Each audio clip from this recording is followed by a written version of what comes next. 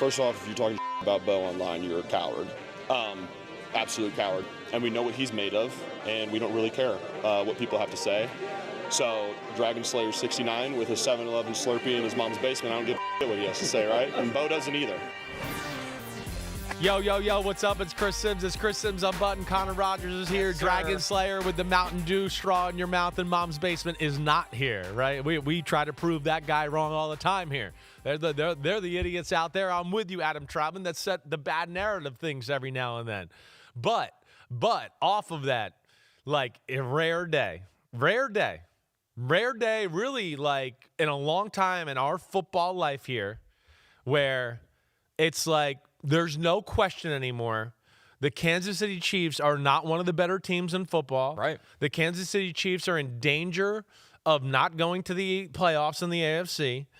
The Kansas City Chiefs in a must-win, big-time regular season game with like more than just their backs against the wall didn't come through in a big moment, and they were dethroned by a team that is thriving in the big moment week after week and kind of fed them their own medicine. And within that, I'd like to give myself a pat in my back because I said the Broncos would upset the Chiefs this year and win the AFC West. You were all over this one since the summer. It was a bold prediction. It was my bold. They said, you have a bold prediction, and that was my one. I've never been brave enough to pick against the Chiefs, so tip my cap to you. And you are absolutely right, Chris. It was when we've been waiting for this to turn, it was more of the same. And I mean that in two ways. One, the Chiefs last year, all they did was win one-score games. Yeah. They were 12-0, right, counting the playoffs. They're 0-5 now this season in one-score games. And for the Broncos, everyone's sitting there going, how do they keep getting away with this? Well, once again, in the fourth quarter, Bo Nix gets it done. He had one of the biggest throws of the week. And it hasn't been a great year for Bo Nix. No, that's right. But the bottom line is you are what your record says you are, and they're sitting there because they get it done when it's time to close games almost every single week. Yeah, well, it's a little bit of their team. They're tough, right? They're mentally tough. They don't back down from anybody. You see that. Offensively, yeah, they're not perfect. Bo Nix, to your point, he hasn't played great. I don't think Sean Payton's had his best year calling plays either. I agree. Right? They're not a dominant run football team. They're a good run football team. And then we discuss every week, let's be real with Bo Nix. Yeah, we get it. It's not perfect, but it's not the greatest supporting cast in the world. There's not one receiver on the group that a team is going, oh, no, we have to adjust the way we play because of that wide receiver. So that leads to some underwhelming moments. And then I think on top of that, too, sometimes, when you have a good defense, it can change the way the quarterback plays to a degree, too. Right? There's games where, okay, our defense should shut them down today. So I'm going to be really conservative and not make any plays or do anything like that. And that can throw you out of rhythm as a quarterback and an offense as well. But regardless, yeah, they got the clutch gene right now. That's what they got. Sean Payton's got them believing, hey, NFL games are tough. A lot of them come down to the very end. And it's going to be, can we execute? Can we have a few guys that make plays? They have a defense that makes plays in those moments. And then Bo Nix has delivered at those moments, and that's why they're on top of the AFC or in the AFC West right now. Speaking of Bo Nix, if you're watching live on YouTube, and we are live every Monday at 10 a.m. Eastern time on YouTube, we have a poll for you, the homies. Which quarterback do you want Chris to dive into the film for Tuesday's show? The options are J.J. McCarthy, Sam Darnold, Brock Purdy, and Bo Nix. Yeah. We didn't want to do the chalk like Patrick Mahomes, Lamar Jackson, and there's reasons to. Josh Allen. Sure. The reason being is these guys all have had somewhat of roller coasters. With Brock, we got to see him return, and things looked really good. Yeah. With Bo, it's been up and down. With McCarthy, it's been a lot of down and a little bit of ups. And then with Darnold, we had his biggest, most important game of the week. I think there's nuance there. Yeah, exactly. It's deeper than just the wins and losses. Down. Right. I mean, what we're going to do, you're going to make me watch the Chiefs film, and I'm going to go, okay, they tried the short passing game. The Broncos defense is really good. The Chiefs don't have enough playmakers. That's going to be it. It's not going to be that sexy, right? The Bills and Josh Allen breakdown is going to be, Josh Allen's awesome, and he makes too many plays, right? That's what that's going to be, right? And then who was the other one? We have JJ on there. Yeah. JJ's a good one, right? With Lamar, the other one too is, all right, you muff a punt and you have a tip pass, interception, pick six, you're going to be in a ball game against the best defense in football. Like, I don't care who you are. You go down 13-3 against one of the best defenses in the sport, it's going to be a dogfight. So, yeah, I think these ones we can really get into some good stuff, X's and O's, the way they're playing, right? Maybe try to predict the future a little bit. So I like the options you guys threw out there. That's a good one. So back to the Broncos and Chiefs here. Broncos are now 9-2. They have a 2-game lead in the AFC West. That 9-2 record is tied for New England for the best record in the NFL. They also have 8 straight wins, which is tied for New England with the longest active streak in the NFL. We got to hear from Patrick Mahomes and Bo Nix after this game. Really interesting tones about the state of the division. Oh, no sound we're yet. Not there yet. All right. It's okay. We'll get to it. But yeah, I mean, with Mahomes, I mean, first off, they're in shock. You know, we're going to show it. Mahomes, references, we're not making timely plays. I'm not making timely throws, right? Early on in the football game, he did miss some big plays down the football field. Yeah. Again, throwing the ball deep has continued to be somewhat of a inconsistency with Patrick Mahomes and the Chiefs offense the last few years, really, which is shocking because, of course, Mahomes came into the league and it was just like, oh, my gosh, every time he throws the ball deep, it's complete, right? Yeah. But it's definitely changed that way, and certainly one of the things that they're a little bit lackluster on that side of the ball. But then when you play a great defense, again, and it looked like similar to last week's football game with Kansas City. It's everybody has gone into, hey, take away the short passing game. They're inconsistent, deep throwing the ball. Yeah, they might make a play here and there. We saw one to Tyquan Thornton yesterday, but one of those is not going to beat you. And I think that's what I felt like the game plan was from we saw the Bills 2 weeks ago before the bye week, and then, of course, yesterday by the Denver Broncos. And then within that, yeah, they can cover, right? They can leave their guys on islands from time to time. And then, of course, they have a great way of pressuring the quarterback. They're one of those few teams that I go, oh, no, they're allowed to pressure with 5 because they got good 5. They got good cover guys on the back end and do all that. They played good, complete team football yesterday, and that was a huge win for the Broncos. So for the Chiefs, this is the first time in 3+ games behind first place in the AFC West with Mahomes as starting quarterback. This is totally unfamiliar territory. Yes. Like you said, for them. I mean, I'm fascinated by the response here. Yeah. Because we don't know how they're going to, I've been victim of constantly sitting here each week. Oh, they're the Chiefs. They're going to figure it out. They're going to turn it around. Right. This game, I was like, there's just no way they lose. It's Andy Reid off the bye. Their backs are against the wall. Denver's kind of gotten away with it a couple of weeks. We can't say it anymore. No. You can't do it anymore. This is what it is now. Yes. Right. It's not going to turn enough proof around. in the pudding. Right. Exactly right. I've been one of those guys with you. I've been one of those guys. I mean, I've been sitting on Football Night in America a number of years where I go, the Chiefs of the field, and Tony Dungy and Rodney Harrison kill me because they go, you're going to take the Chiefs over the field? And I'm like, yes, I am. And right? It's worked. But I think the rubber has met the road here with the age of the football team, some of the schematics on the offensive side of the ball, the lack of running the football, all of that. Yeah, they are what they are right now. This is not like, oh, wait, they're so close. Oh, they've messed up some close football games and they should have won it. Oh, they've looked so amazing in that game and made mistakes. No, it's not that way.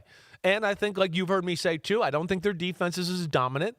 And bottom line with the Chiefs is there's just nothing scary about the Chiefs right now. We're going to talk about Lions-Eagles in a minute. And first off, it's like one superstar after another on both teams, right? And the other thing that chopped it from the SEC, right? That's the other thing I want to say. Like it's one after another from both of those football teams. You can't go down the laundry list of that. That to me is a base premises type of argument when you talk about football teams and how good they are, right? Yeah, we want to talk about coaching. We know the quarterback. Okay, all of that, right? But then we get after that with the Chiefs and we go, all right, right now, Rashee Rice, is he a blue chip receiver? Okay, I'll give him the blue chip, even though he's not one of like the 5 or 10 best receivers in the sport. And he wasn't drafted to be a blue chip receiver. Right. We so quickly I'm being forget nice that. And yeah, giving there's that. a curve there. I'm not giving Xavier Worthy or Hollywood Brown any blue chips. That's crazy. Travis Kelce is no longer a blue chipper, right? Okay, they got a guard and a center that I'd say are blue chippers, and a probably about to be blue chipper with their left tackle. Yeah. The defensive side of the ball, I'm not sure I'd call Chris Jones a blue chipper anymore. Really good blue chipper career, Hall of Famer, first ballot, right? I heard, who was it, Tony Romo doing that game yesterday? Yeah, you don't see Chris Jones pop up as much anymore. Yeah, it's not the same. Okay. I'll give McDuffie blue chip stuff on the corner, For right? sure.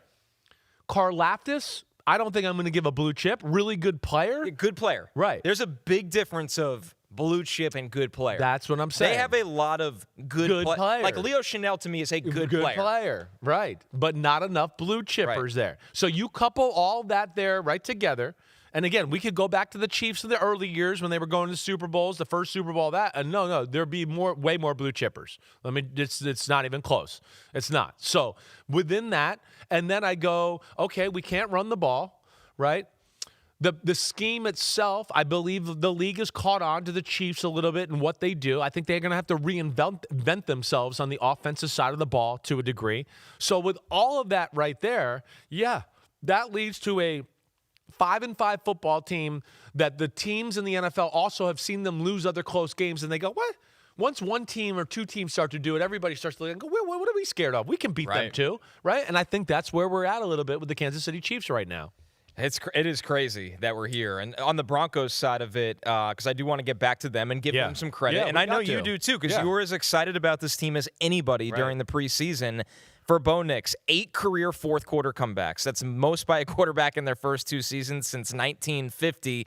Ron B. weighing in here from the chat. Bo is an excellent quarterback that has a ton of room to grow. He has the tools, but he needs better decision-making. Yeah, I don't disagree with that. You know, he's had moments of being too aggressive, and you go, wait, you don't need to do that or throw that type of ball. Certainly, there's definitely moments where it's too aggressive, and you go, hey, the underneath guy's open. Why are you throwing that? Right, so there's been a little of all of that. It hasn't been perfect, but like Ron B said, the skills are there. They are. The skills are there, and I again will emphasize without a great supporting cast. Yesterday he played really good. He did some really good things for their football team. I mean, they were pretty good on fourth down, right? I mean, he's good in the pocket. I do think he has a very good arm, right? It's not a great arm. It's very good. But, you know, again, this is an offense and a team that's built where you go, they don't have to be the greatest show on turf. They just got to be good. Yep. Right? If they're around average or above average, they could be a Super Bowl football team because I believe in those playoff games, Sean Payton will put together the right game plan for the offense and they'll look a little bit better than they are. And then, of course, the defense is a Super Bowl caliber defense, and that's why you give them a chance to get there in the AFC. To put a bow on this one, we do have the sound of both quarterbacks in the postgame. Take a listen. Cool. Just not making the plays, not making the throws at the right time. Obviously, it's going to be tough to get back in the division race, but at the end of the day, all the goal is to get into the playoffs and try to make a run at it, and all you can focus on is next week. If you want to be the best, you got to beat the best, and you know, if you're some say if you're scared, go to church. I like it. A little bit of confidence. Yeah. I like it. Yeah, he's got a little. I think that's why Sean Payton likes him. You know? Sean Payton's kind of that His guy. mentality. Right. Sean Payton would be saying those type of things if he was up there back in the day playing quarterback in the NFL. This division feels so much different from 3 weeks ago right now, Chris. I feel like if we were sitting here looking at this 3 weeks ago, we'd be like, the Chiefs are going to climb their way back. The Chargers, despite their injuries, things are looking right. Oof, right. Feel differently about them right now, and we'll get to that game. And the Broncos, once again, it just felt like they were playing with fire all the way back to the Giants game. But we sit here right now, it is safe to say they are in complete control. Yeah, no, in complete control. I mean, it would take somewhat of a collapse for them not to come out on top. And I think, again, what the other surprising thing is just, we're Patrick Mahomes is maybe the clutchest quarterback ever, right? Like, I mean, he's been one of the greatest one-man shows we've ever seen. And here it is. It's just he doesn't have enough around him right now to where he can make it happen all the time. And then making some mistakes in some moments that we're not accustomed to seeing him make, right? Yeah. Whether it was the pick six against the Jaguars for a 100-yard interception return, right? Or yesterday in a game where you felt like, wait, it's 6-6. Okay, the Chiefs look like they're starting to take momentum of the football game a little here. They're driving down the field. And, of course, he throws the interception when it's, 3rd and 14 on the 21-yard line and gets just frustrated, throws the ball into the end zone, intercepted, big return, pretty good return, and all of a sudden, it's like, oh, whoa, the momentum was on the Chiefs' side, and now it's back the other way around. And then that was a jump-off spot for the Broncos. I know the Chiefs answered back, but the amazing thing about when the Chiefs answered back, the Broncos answered back right away. I mean, it's 13-13, and right off the bat, what is it? Bo Nix hits a huge play to Patrick Bryant down the left sideline. And it's like, oh, okay, here we go. They're back in field goal position. They're about to take control of the football game once again. So, yeah, they're battle-tested. They're tough like their coach. Their defense is a Super Bowl defense, and they got a quarterback that has Super Bowl clutchness. I'm not going to say their offense is a Super Bowl offense. It's good, not great, but the quarterback has Super Bowl clutchness right now. Colin Wayne in here. Why doesn't the Kansas City offense look more like it did early in Mahomes' career? They have a healthy wide receiver corps for the first time in a while, speedy wide receiver and all. Is Kelsey's decline that big of a problem? It's not just that. I mean, that's part of it. The offense, when Mahomes first got in there, was unseen to the NFL. Everybody was like, what is this? Wait, we're just three guys are going across the field, and he's just picking out which one to throw a bomb to? Or two guys are crossing this way, and then somebody else is crossing deep down the field? Or it's like one guy crosses, a guy runs a post, and then back to the corner, and you're like, he holds the ball. So their offense caught everybody by surprise early on in the career, and then you can't underestimate one of the fastest people in the history of football in Tyreek Hill. And with that formula, new offense, quarterback, everybody's like, wow. And then his speed was game-changing. Nobody on the Chiefs. I don't give a damn about Xavier Worthy's 4.2 or any of that. None of these guys run like Tyreek Hill or Jamison Williams or Jamar Chase. Yeah, they were great in a track meet, in a 40-yard combine. There's nothing at any point in any game I've seen yet to go, yeah, that looks like the fastest guy in NFL history, Xavier Worthy. No. And he's skinny, and you've talked about before. If he gets bumped off course at all, it's all messed up. Yeah. And that's the same with Hollywood Brown, too. And so, yeah, I think when you couple all of that together, right, I think that's where we are with the offense. And that's why I say they need to be reinvented, right? And whether that's you keep Matt Nagy and he has to find new things in the offensive side of the ball, or you have to find somebody else to come in there and give you new ideas altogether and give you another avenue of your playbook that we can start to use here, right? But, you know, this is again, We're in 3 years in a row of the Chiefs' offense being kind of all right, with like arguably the greatest quarterback of all time. And let me just say, it ain't the quarterback that's the problem, okay? So something needs to get fixed out here. There's a problem, and it's been, what do I want to say, whitewashed or swept under the rug because we won. We won. We didn't look good on offense, but we won. Matter. We won. We won. Ways.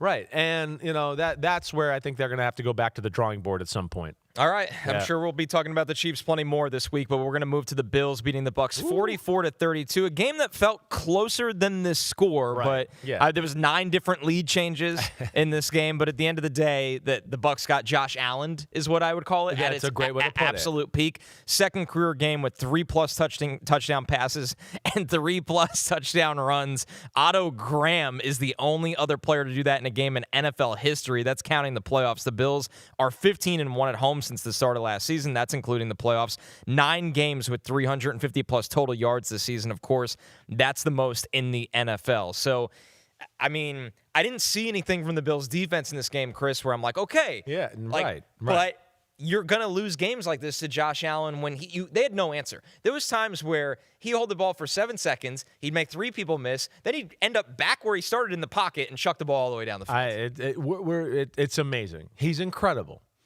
I said last night, he's arguably the greatest one-man show in the sport right now, right?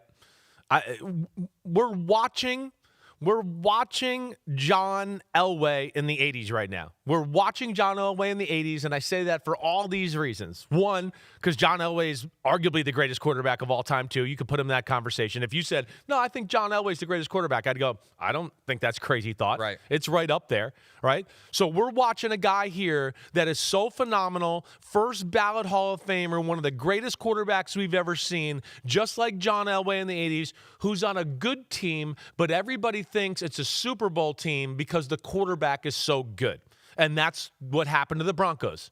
And it's like, yeah, those were good Bronco teams. Don't get me wrong. I'm not trying to disrespect them, but were they Super Bowl caliber football teams? Not really. And that's why they got blown out in 3 Super Bowls in the 80s, because they probably wouldn't have beat I don't want to say probably. I don't think they would have beat the teams that lost in the NFC Championship game if they had to play them in the Super Bowl, right? But it was John Elway. And it was like, oh my gosh, how can you stop him and do that? But we've learned through the time of football that one guy making magic and highlight plays and doing what you're talking about, it's just, not the way you're going to win a Super Bowl. Maybe it happens once every 20 years. Right. Sustainability, though. Sustainability. Yes. Realistically, beating really good teams that way is just hard for me to believe as we go farther down the stretch here. K Gemma with an interesting take, and we always appreciate K Gemma in the comment section. Do not fall for the 6 touchdowns. Josh cannot keep making these turnovers in big games later. It will cost them the game or season. Brandon Beane is also on the hot seat. Josh needs a real wide receiver. Yeah. Well, okay. So this is where I think they go hand in hand, though. They go hand in hand with everything. This is what we're talking about. K Gemma. Okay, the problem is, yes, he's going to make some mistakes because it's all on him. It's all on him. And that's the problem, just like the Dolphins game last week. He makes a number of unbelievable plays, but if he's not borderline perfect, it's like, wait, he threw an interception in the end zone? Wait, he fumbled the quarterback sneak? Oh, the game's over. Hey, he wasn't perfect. What do we do? And I can sit here and go to other games, Baltimore Ravens, whatever, and go, they lost a turnover battle. They still won. Right. Hey, so he doesn't have the luxury of doing that. That's the point. So this K Gemma, you're exactly right. Yeah, he needs to take care of the ball. You're basically saying he's got to play perfect every week with the 6 touchdowns and the 300 yards. And we're sitting here telling you that's not realistic. That's not. You said it right, too. Again, what I look at is, I love backyard football. We both evaluate that. No, you have to do that. But it can't be the main part of your offense. It's the bonus. Right. Like, that's the... It shouldn't be the meat and potatoes. Yes, and I've learned this the hard way through the draft. Right. You don't go backwards. Right, exactly right. You need to have the baseline. You got to have the baseline. Yeah. Yes. And then you go, okay, wait, he can throw in the pocket and do all these stuff. Oh, and he can go backyard plays? Whoa, he's special. But there's so many plays, like you mentioned yesterday, where he had 19 completions. I feel like 15 of them were just him making stuff happen. It wasn't like he dropped back 1, 2, 3, 4, 5. Oh, he's open. Boom. I threw it in rhythm. See, and that's the things I look for. And that's the things that you'll have to do if you want to beat the Patriots or the Colts or the Rams or the Eagles or somebody like that in a big football game. And that's where it's a little concerning. So that's just the offensive side of the ball. And then, yes, how could you feel good about the defensive side of the ball? I mean, great, they won. I love their fight. They play hard as hell. Yeah.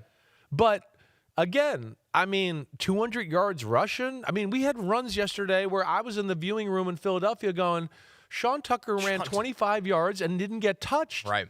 He got pushed out of bounds finally without being touched for 25 yards. Like crazy. And again, where I just go, that's not sustainable to think you're going to go to the promised land that way. Well, here's the perfect stat for it. Buffalo, this is their 3rd game this season, allowing 200-plus rushing yards.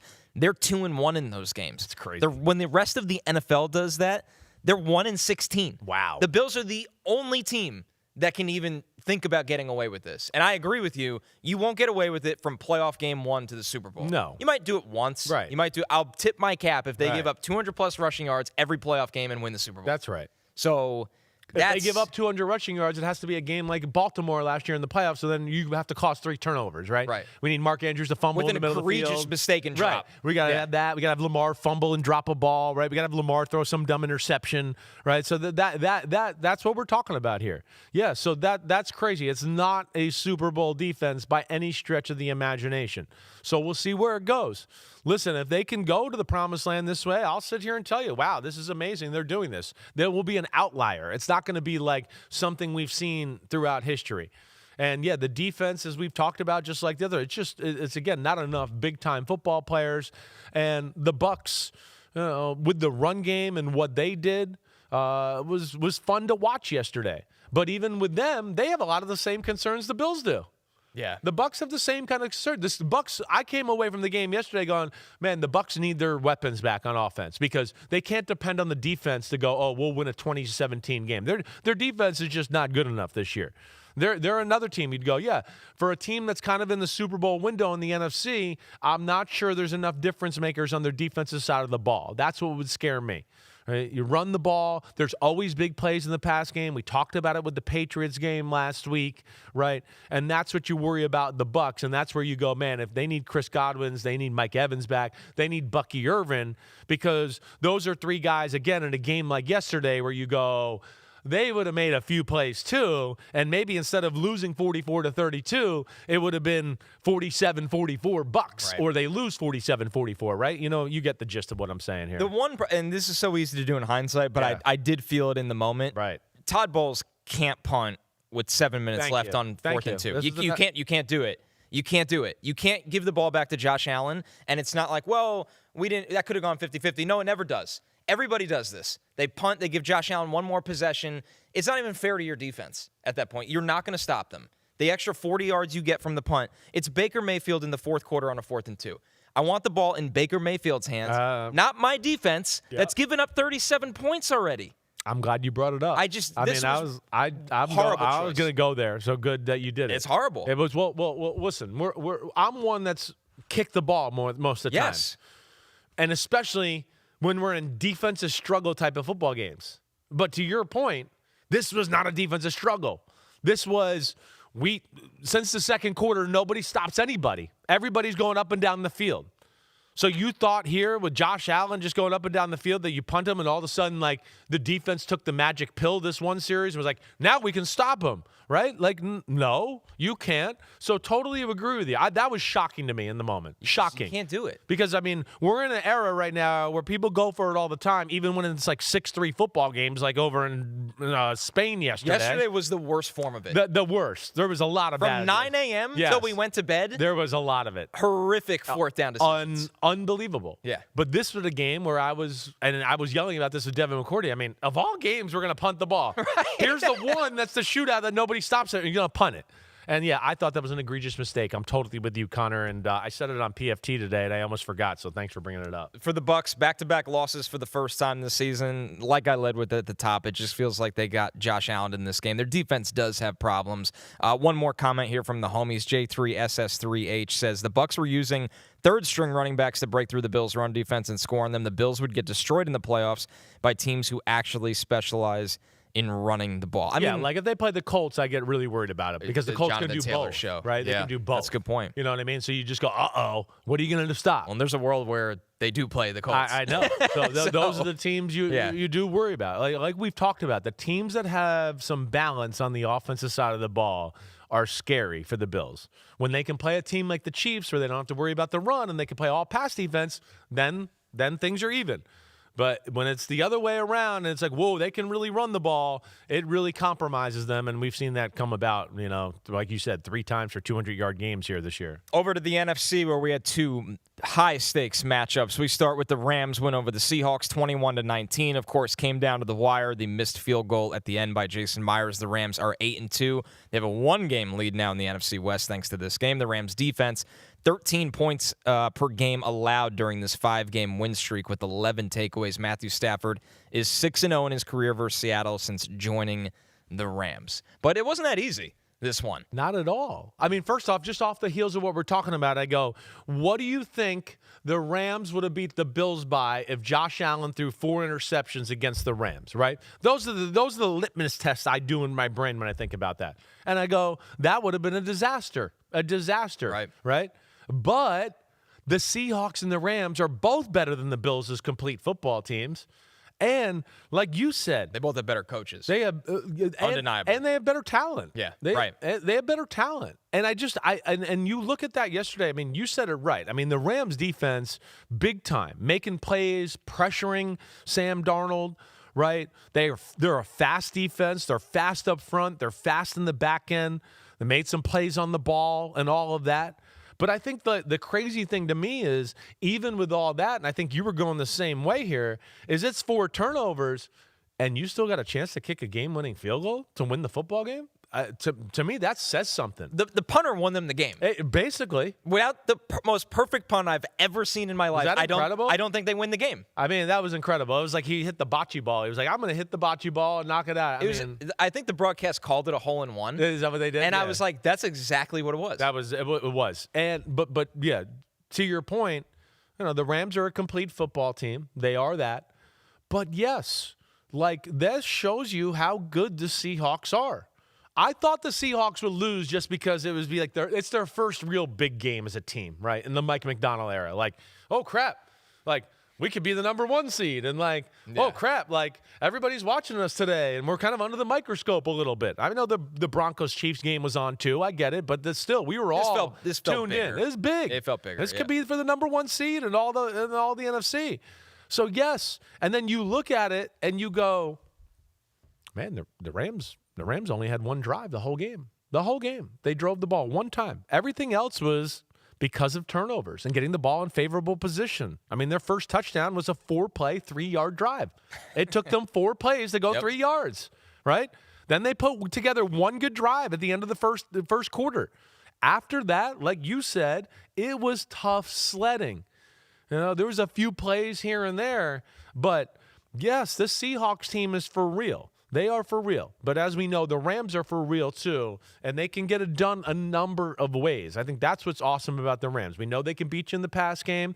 They did run the ball well yesterday, certainly, and we've seen that their defense can win them games as well and play big time that way. So that's why they're so dangerous. But it's one of those where, yeah, the Seahawks lost 21-19 on the road, but I go, unlike the Bills, I kind of like there's some things I still like about the performance. It came down to a field goal. Exactly. Right. That, I mean, was really a tough ask of the kicker. And that's why right. It wasn't close, but it's a tough ask. Yes, right. I mean, I didn't expect them to make it. That's right. But, you know, listen, some of these stats kind of say something. When you go, wait, one team had 414 yards, the other one had 249. The Seahawks had the 414 yards. One team was 7 for 16 on third downs. The other one was 2 for 11. One team had 26 first downs. The other one had 12. The Seahawks controlled the ball 37-22, right? So there's so many elements, again, and I'm not into that, but that does tell you a little something about the flow of the football game. And after the first quarter was over, the better team on the field was the Seattle Seahawks. But the only problem now is their quarterback is going to have to answer this question until he wins one of these games. And it's not going to go anywhere. The team's going to have to answer it. People like you and me are going to question it. Sure. Right? I feel bad for Sam Darnold that way. He's still in the early parts of his career in a lot of ways, even though he's played. You know, I mean, been around for a few years. But he hasn't played a ton. And he certainly hasn't played a lot of big game football. That's always And that, to me, is where the experience of things like this, he needs more of it, and hopefully he'll get better from it. Yeah, I mean, the turnovers are what stands out here. If you're watching on YouTube, he only had 6 interceptions in the 9 games before this. He throws 4 yesterday. And unfortunately for Sam Darnold, a lot of the narratives around him are going to come down to games like this. Yeah, and they are. We might have a longer conversation around Sam Darnold this week, depending on how the poll is voted. Seattle entered the game with just 97 offensive plays while trailing. That was the fewest in the NFL. They had 81 yesterday. Yeah. So the Rams put them in a very unfamiliar spot. Exactly right. They weren't able to respond as well as they had hoped. And they are 0-3 versus the Rams since the start of last season, including the playoffs, of course. They're 21-4 against all other teams. But for all the talk around Sam Darnold, one of his teammates, Ernest Jones, had a strong defense of him. Listen to this. I mean, Sam's been balling. Like, if we want to try to define Sam by this game or what, man, Sam's had us in every game. So for him to sit there and say, oh, that's my fault. No, it's not. There was plays that defensively we could have made plays. There were opportunities where we could have got better stops. Yeah, I mean, like, it's football, man. And he's our quarterback. We got his back. And you got anything to say, quite frankly, you.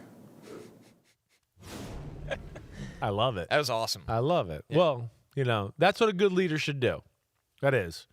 Good leader realizes, can read the room a little bit, hears the noise outside a little bit, and go, oh, there's a storm brewing. Everybody's going to start shitting on my quarterback a little bit. Make it more about, look here. Make it more about us. You also let him know we got your back, right? He's going to like that. And in general, the locker room was probably like that already. They've been watching the games. They're going, damn, Sam Darnold. I mean, he's leading the league in yards per attempt and doing stuff. He's aggressive. He was an MVP candidate going into this game. He's making plays. Yeah. So they're going, damn, we're here and we're in this game because of Sam Darnold. We're not going to abandon ship on him just because he had one bad day. That's what I love. That's what, you know, and I wouldn't be surprised if Mike McDonald told Ernest Jones, hey, go up there and stick for the guy. I mean, I really wouldn't be, because I think there are that type of people out there that they get that, right? But yes, this is going to be a thing, and he's going to have to squash that. And, I talk about the big game experience. There's something to that. One, he might have to check his aggressiveness at the door a little bit in these type of games. Playing the middle class teams and the lower class teams, yeah, you can get away with being aggressive and hey, I'm just going to let it fly today and all that. You get in games like this where we know it comes down to a play or two and everything that way, there is a different nuance in how you have to play these games. There is hey, this is going to be 2-3 point game. Ooh, this is a tight window. Maybe I get sacked. I got to take the sack. Right? Ooh, I'm under pressure. Instead of me trying to find a play for a 4-yard completion and throwing that last interception, just go down or throw it away, right? There is something to big game football and learning that. And, we didn't see it last year against Detroit in Week 18. And, of course, the Rams did this to him in the wild card round when he was a part of the Vikings last year, right? So that's going to be the thing. That's where I feel bad for Sam Darnold. But he'll have another chance. He's going to get to play them at home, and he might have another chance after that in the playoffs too, to squash all these rumors. We'll see where it goes. I still believe in Seattle. I do. Sam Darnold's just going to have to get some of those haters off of him. Things are far from over in this division, but an awesome season for the Rams continues in a just loaded NFC West. On the other side of the NFC, Sunday Night Football, the Eagles beat the Lions 16-9, another rock fight kind of game for the Eagles. Jared Goff, 14-37, 255 yards, averaged under 7 yards per attempt. He threw 1 touchdown, 1 pick, but a career-low 37.8 completion percentage. He entered the game with the NFL's best at 74%. He just never looked comfortable again. Remember we talked about after the Vikings game what Brian Flores did to him. This one again. Just make him move a little. Just, get him off the spot to a degree. Right. So he can't just stand there and be mechanically sound when he has to move a little bit, and now there's a few more moving parts. Yeah, the ball doesn't go where he wants it to go, let alone when he did have a good pocket and all that. The ball didn't go where he wanted to go either. Yeah, I mean, again, this is a really good defense. I got that. But Jared Goff missed some throws in the second half of the football game that, I expect a $55 million a year quarterback to hit, period. I mean, you can't go the second half of the game and just go, man, the only thing that works is screens to Jahmyr Gibbs. You're not going to win, that type of game. But all in all, right, being there in person, seeing all of that, right, here's the big, bad Lions coming into town. I always talk about how big they are and all that. The look. Hey, they found out last night. They ain't the Eagles. They don't look like the Eagles. They ain't the Eagles. And I'm sitting here telling you just from a in-person look, being on the field, where I've told a lot of people, man, the Lions are impressive looking. It still don't look like the Eagles. The Eagles are one of the greatest looking teams I've ever seen in my life. The Eagles make the Lions look small. And the Lions are probably the second or third biggest team in football. So that is something you just pops out to me. And just like last week when we talked after the Packers-Eagles Monday night game, I have my new man crush is this Eagles front. I mean, the 2 Georgia boys in the middle, and then the 3rd Georgia guy on the edge, and Nolan Smith, and then Jalen Phillips on the edge, and then you got a Jomo coming off the bench. The story now. He's like Milton. He's going to be next year's Milton Williams. Yes. That's how good the Eagles are. Their 5th lineman who doesn't start would start on any team in football and probably is a $20 million a year defensive lineman, right? 7th round pick. Right. It's crazy. So that's where they are, all right? The Eagles D dominated. This is a Lions offensive line that's not as good as years past. They whooped the crap out of the Lions offensive line. Nothing in the run game. The front 4 made Jared Goff uncomfortable. Right? They can stop the run with the front 4 and get after the quarterback with the front 4, and that allows them to play 7 in coverage and almost be impossible to find holes in the zones the way Vic Fangio coaches it. But, again, with all that, too, dominant defense, all the damn good players they have, all the damn good players on this field, like we were talking about before. First off, I mean, if anybody wants to question the SEC is the best conference in football, just go to that game last night, look at all the best players on the field, and you're going to go, whoa, 18 out of 20 are from the SEC. Holy crap. I mean, it's incredible. And then the other is like Quinyon. It's like Quinyon and the other one's Mitchell. like Quinyon Mitchell or Jalen Phillips from Miami. Right. Or Amon-Ra St. Brown from USC. Right. There's a little sprinkled in there. Cooper DeJean. Where those guys were just the best of where they played. Exactly right. They were the far. cream of the crop there. But I mean, the two receivers for the Eagles, right? SEC. Oh, okay. Oh, the quarterback, Jalen Hurts, SEC. Okay. The offensive line's got SEC in it. Oklahoma, Alabama. I mean, yeah, they got all of that. I mean, the D-line, we just said, it's 3 guys from Georgia on the starting D-line with a guy from Miami. And then it's a Georgia and an Alabama guy at middle linebacker. I mean, it's incredible. And when Jalen Phillips was coming out of high school, he was the man. The man. It's not like wherever he it's not wanted. like he was good enough for the SEC. I want to make that very he clear. was good. So was Saquon Barkley, yes, right? They just had options. But then you get into Jamison Williams and Jahmyr Gibbs. You go, SEC, right? I mean, it's incredible when you really go through it. But regardless, my point is, the Eagles are incredibly talented. And I don't mean to say that the Lions can beat them. I know that. But I think they learned last night, whoa, this is a different animal, and we're going to have to play our best football. And Vic Fangio's got that defense playing at a level right now with those front 4 and the way Cooper DeJean's playing, and we've talked about Quinyon Mitchell and everybody else. I mean, they're tough to find plays against. And I think the thing you have to do against the Eagles, for my money, you got to be willing to throw the ball outside the numbers a little bit. They will give you deep outs and out routes and all that. But as we talk about a lot, teams are afraid to go there. They're not going to let you throw the ball down the middle of the field all game long.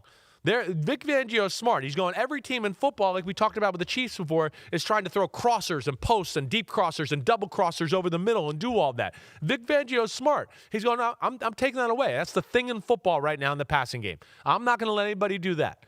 And so to me, when they attack the Eagles, yeah, you like to run the ball, but you got to throw the ball outside because they kind of give you one-on-ones outside, and you got to be willing to throw the ball down the football field. And that's going to be the thing you're going to be. But, man, that Eagles defense is top-notch and just going to continue to go like this as the year goes on here. Yeah, they had made it a tough day at the office for Jared Goff. Per Next Gen Stats, he was 1 for 14 for 40 yards and a touchdown under pressure. The Jamison Williams touchdown was the only completion. Right. He was 7 of 27 on throws beyond the line of scrimmage. And then he was 9 for 27 with an interception without play action. Yeah. So basically, like, no built-in stuff, throws behind the line of scrimmage or play action was really unusable. Exactly right. Right. Unusable. Right. I mean, there wasn't the silver platter, Dan Campbell, Ben Johnson. Hey, here's Amon-Ra St. Brown running over the middle wide open. He wasn't even a part of it. You couldn't find him last night. Right. Because they were like, we're not going to let you work the underneath and get every 7 and 8 and 10-yard catch here. They take that away in Philadelphia. So that's the issue there. So defense dominant. Eagles offense, we know, still has work and still didn't look pretty last night. Here's my other thing. Dan Campbell cost them that game last night. You're not going to take me off of that. I love the Lions. I love Dan Campbell. I love the way they play. Anybody that listens to this podcast know I like that. That's the truth, right? But what you did last night, in my opinion, was wrong, okay? One, we've talked about the Eagles D wins the game. They get them a short field early on, the tip pass, right? Another great job by them. Again, another thing that takes away passes over the middle. They told their guys, hey, they throw the ball over the middle a lot. Get your hands up. Yeah. If you can't get there, get your eyes on Goff. He has a long delivery, time it out, bat the ball. What did they have, 5 batted balls last night? I think the most in any game in the season, I think, by anybody. So that was the thing. You get the interception, short field, touchdown. The whole city, the whole country, the biggest story in the NFL is the Eagles offense. The Eagles offense, which is an all-star team, can't do anything. The Eagles offense and A.J. Brown, don't play me on fantasy, we got problems, right? And I have no problem with what A.J. Brown said. I really don't. I mean, at some point you got to call it out and be a leader and go, hey, this is not acceptable. But within that, okay, all that's there. Dan Campbell, now the next drive, we fake a punt with the defense on the field on our own 45-yard line. The defense was on the field. Right. Their starting offensive line wasn't on the field. So you're going to run it up the middle against all their starters except Jordan Davis wasn't in there at defensive tackle. It was a Jomo and Jalen Carter. All right. So you're going to do that and then go, hey, Eagles offense, get jump started. Start feeling good about it. Here's the ball right here. Get a first down, and now you're a field goal range. Instead of what? Punt the ball, pin them back. The fans were just waiting to boo their offense. Yeah. Make the pressure on them. Play field position game. Here's a game that's a defensive struggle, low-scoring football game, unlike the Bucs and Todd Bowles, to me was punted out. You can't. I love aggressive. I hear you. I don't love aggressive. I just say that. I love aggressive play calling, aggressive this, right? I understand Dan Campbell's aggressive nature and all that, but just being recklessly aggressive against the best teams in football, like the 49ers in the NFC Championship game or this game right here, no, you did not give your team any advantages in that. You lost your team the game with stuff like that. I'll even go to later in the game. 13-6. We're on the, 44, 45-yard line of the Eagles? It's a one-score game. Right. Kick the damn ball, pooch punt it, pin them in there. They haven't done crap on offense. Right. Instead, we throw a 5-yard out with a quarterback that can't hit the broadside of a barn. It's a windy, cold night. And now you're going to ask him to make a throw outside the numbers, which he hasn't done the whole night? Couldn't do it all night. Right. Yeah. So now this is what we're going to do in that moment there. And then what? Give the Eagles again, go, hey, you guys aren't doing anything here, but get 2 first downs and get in field goal range and feel good about yourself. Let me help you out, Philadelphia and the Eagles. That, to me, was a major mistake by Dan Campbell. I love Dan Campbell. You know that. We talked about him in length last week about how awesome he was. I don't think just going for it and being aggressive should just be like plastered on your wall, like that's what you do no matter what. Not in this game, those environment, the weather, the elements, the team you're playing, the defense you're playing, all of that. Oh, the analytics say go for it. Did they say go for it with the biggest, baddest mofos on the planet on the defensive line? Tell me about that. Cold, windy game where you can't throw. I did not love those decisions by Dan Campbell. Yeah, the guys that get the most credit in this league usually pair the analytics with feel. Like a chart can't account for everything you just said. Environment is what I would call it. Right. Environment can include the weather, the opposition, all of these different things. And I think Dan Campbell is a guy that typically has a good feel compared to other coaches in the NFL. It felt like he lost the script a little bit last night. Yeah. He was like, no, this is who we are. We go for it every time. And what's crazy is he wasn't the only coach in this game making bizarre decisions. Nick Sirianni again with the back-to-back tush-push scenario, and I know their conversion rate is so high for them, Chris, but it just felt like they didn't have to get it there. Like what we saw from the Lions, we knew the Lions could not move the ball at the rate they needed to win that game if you punted it away. He goes for it. He gives them 3. Like you don't get that, you give them 3, which was their only way back in the game. Right. 3 and a score. Right. Sirianni is another guy that the Eagles, they keep winning because they're so talented, but their end game decisions have been, I'd call them just flat out bizarre. Well, it's a little bit like that. It's a little bit, again, this is where they're the 2 big bad bullies, and this is where their attitude is a little bit like, no, screw you, we'll do what we want. Right. The hell with everything else, we're going to do it. Yeah, you know me. I couldn't agreed less with that decision. I know they're amazing with the tush push. I get it. But, like, they showed on the tush push before, they're like, oh, that didn't the Lions really go had anywhere. An answer. The Lions had an answer. And a backup center was in by then? A backup Top center, I think he was in. They got low. And here's the other thing that jumped out to me that I think was interesting. Instead of the linebacker timing up, set hut, and then jumping up and trying to hit Jalen Hurts, see, what happens a lot of the times is when they set hut and jump right away, they get caught in the wave of the offensive line. And the guy that jumps over, he ends up moving with the pile because he's got another – Campbell a few times. Jack Campbell, sorry, I was going to call him Dan too. Right. Jack Campbell, and I don't know if he intentionally did this or it happened, they said hut, and the wave kind of started to move, and then he jumped over, and he hit Hurts on the shoulder and stopped him. It's the second push he took away. It's the second push. Exactly like right. That first wave comes. The first wave comes. Quarterback doesn't always go anywhere. Right. You're right. He waited because they had the end zone angle So behind he's him. like, wait, I'm not going to get caught in this initial surge where my feet get caught under, get knocked out underneath me, and now the center and my nose tackle ride me away from Jalen Hurts, right?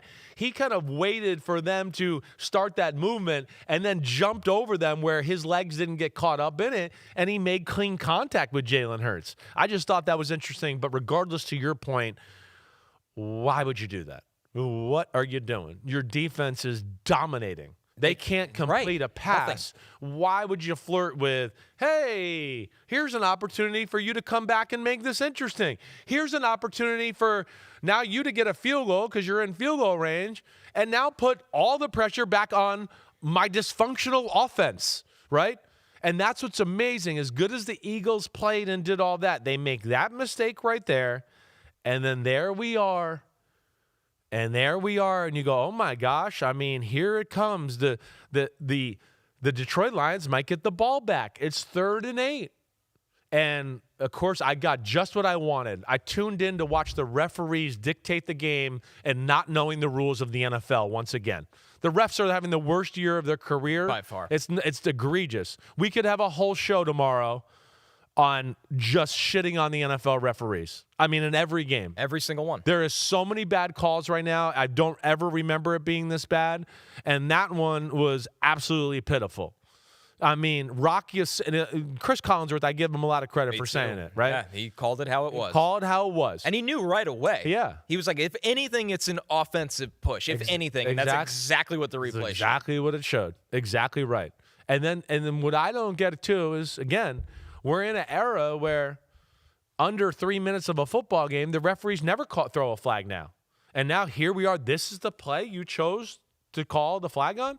And then double down on it, right? See, this is where the NFL, I think, is wrong, too. They double down on, like, trying to justify it. And to me, what it goes, one, don't play me for stupid, NFL. Right. I've seen more football than your referees. Sorry. That's just the way it is. So don't play me for stupid like I don't know what it is.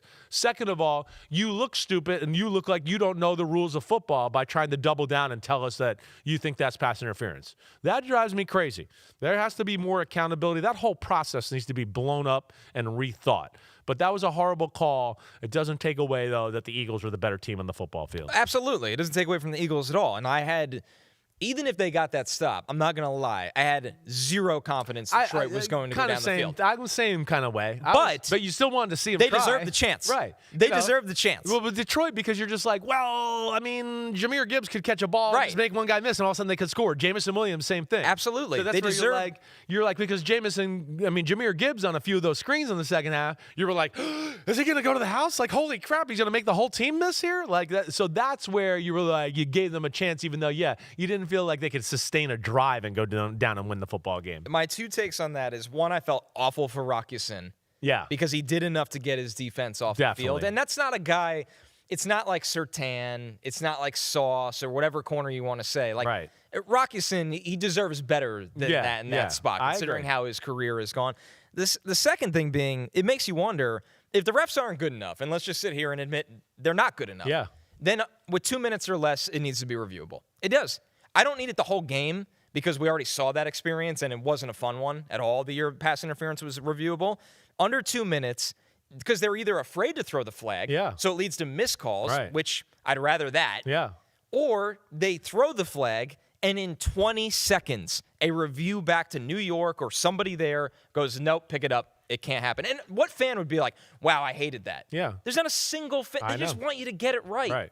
There's so many stoppages with 2 minutes or less than anyway. The 2-minute warning, all the timeouts. What's one more that would take 30 seconds? That would have been like an expedited review. You just would have gone, after further review, we're going to pick up the flag. There was no pass interference on the call. 4th down, right? 4th down for the Eagles. But it's not that way. I don't know how they're going to fix it. I, again, go into the whole full-time referee thing. They need to be around football all the time and all of that. That's really what it comes down to. But regardless, that was a bad miscall at a big moment. in a game where we were all going, man, these are two physical heavyweights, and I'd like to see Detroit get the ball one more time. And Detroit did the right things to get the ball one more time, and they weren't given the opportunity because a bad ref took it away. All right, we're going to take our first break. When we're back, yes, we are recapping yet another Chicago Bears miraculous comeback right after this.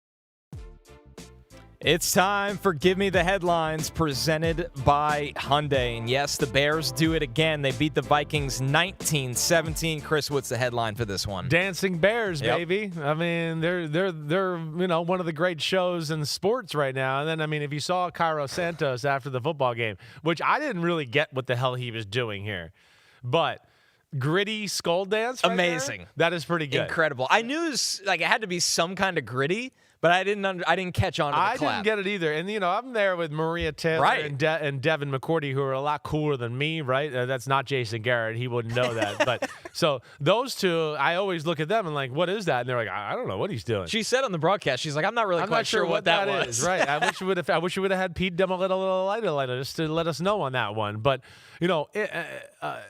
amazing, right? Amazing that we're sitting here right now and the Bears are 7-3.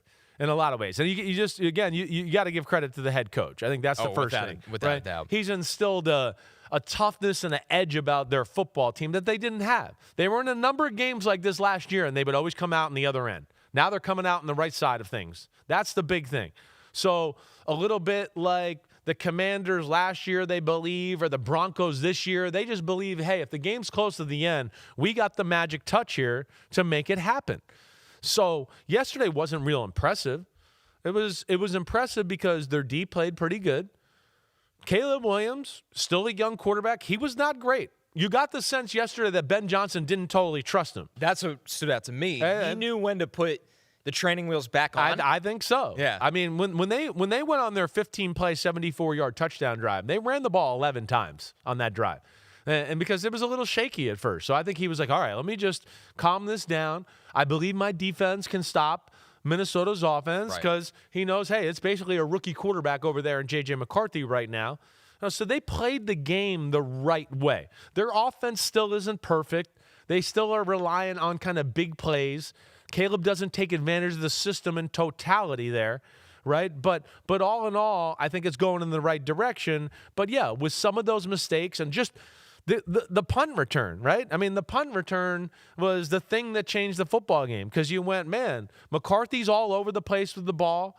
He's still got to develop. He's got a strong arm, but he's still not a gifted passer, right? And then you've heard me say this. It's just he doesn't have all the clubs in the bag. Right. There's no touch.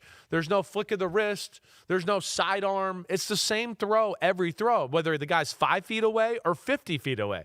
And that's where he's got to work on that a little bit. And he's got a little bit of a long delivery. But, yeah, throwing the ball was a struggle for them. But 16-13, they hang around, big punt return, and J.J. has shown he's clutch, starts to make a few big throws at the end of the football game, and all of a sudden you're like, holy crap. And Minnesota's winning this football game miraculously after being outplayed for the majority of it. And they've done that before. Right. But then the big play Bears answered. Duvernay, right? Get a completion, I think. Maybe got one completion, and they set up Cairo Santos to hit the game-winning field goal, and that's that. For the Bears, 5 fourth-quarter comeback wins. That's tied for the most in a season in franchise history, going back to 2001. Plus 16 turnover margin this season. That's the best in the NFL. The first division win this season. They were 0-2 in their division. Joey Davis weighing in says, the Bears have a similar feel of the Chiefs, where if the game is close, they're going to pull out the win, and the only way to beat us is to blow us out. I think he's referencing the last year's old year Chiefs. We got it. Right. We got Yep. it. Right. This year's Broncos, last year's Chiefs. Right. Yeah. But yeah, I think they have that little feel, which, like you said, is coaching. And I think it's the coaching. It's the toughness in him, and then also too, they got playmakers. Right. That's the one thing we've kind of been talking about, where we go, wait, the system doesn't work all like the way we want it to, but Caleb, Luther Burden, DeAndre Swift, right? Even Cole Kmet, DJ Moore, they can all make plays. So and now two running backs. And now 2 running backs. Which is what he always wanted. Right, exactly. Yeah. He's kind of got a little bit of his, Jameer Gibbs and Monungai's Montgomery that way. Without a doubt. But yeah, I think there is that belief. And that belief is tangible. I've been there. The year I was on the Bucs team, we went to the playoffs, and I was the starting quarterback. Listen, we were good. We weren't great, but we did have a belief, and I think that year we had 6 or 7 fourth-quarter comebacks where we just felt like, oh, this is our time right here. We're comfortable, and you do get comfortable. You get to a point where after you do 1 or 2 of them, you look up at the scoreboard in another close game, and you're like, oh, my blood pressure didn't even rise. We're ready. We can do this. And that's kind of where you get mentally as a player when you start doing things like that. For J.J. McCarthy, 2 interceptions. He's the third quarterback in the last 10 seasons with an interception in each of his first 5 career games. The company he keeps, not good. Zach Wilson in 2021, DeShone Kizer in 2017. Chris, it feels like a lot of people are already kind of reading the verdict on McCarthy. Is that unfair? I think it is. I think it's a little too early. Well, I thought he was a developmental quarterback, but so many developmental quarterbacks are drafted in the first round. Yeah, so now he's being treated as something I think he's not. I would agree with you there. And, I stand by the point of saying he's still a rookie. He didn't get to do anything last year. So this is a different experience for him. I also think on top of that, we just expect any quarterback that plays for Kevin O'Connell to kind of hit the ground running, because we've seen him do it with all these guys. He's got the magic touch. He's got the magic touch. Yeah. He's a quarterback whisperer, right? What's going on here? Right? And no, this is a young guy where he probably doesn't feel comfortable giving him the full, vast variety of their offense, right? It's a little bit still like, hey, I don't want to do too much here. He doesn't execute everything the way I want it, right? So we're going to keep it simple into what he does well. Then I think on top of that, you go, they don't run the ball well. They don't run the ball enough. Even when they do run the ball well, you go, oh, they should have ran it more, and they didn't do that. And so with all of that there, that doesn't help out a rookie quarterback. And then like we talked about, he's got to help himself out a little too. He's got to help himself out and it's not going to happen now. But in the offseason, he has to do some mechanical work about throwing the ball with a touch and anticipation, right? Shortening his motion a little bit, the flick of the wrist that I talk about, all of that. Because, every ball is basically the same ball from J.J. McCarthy. Is there something to when you played quarterback almost being too fired up? He looks like his adrenaline is like, I understand in professional sports, your adrenaline has to get somewhere. Yeah. But you're out there with maniacs. There definitely is. But with him, it's like he even says he has his own nickname when he plays. He calls himself 9. Well, but it also looks like he's out there and like everything is just 120 miles an hour. Adrenaline, like lack of experience, like a reliever. Right. But that's not quarterback. No, it's not quarterback. But that can happen.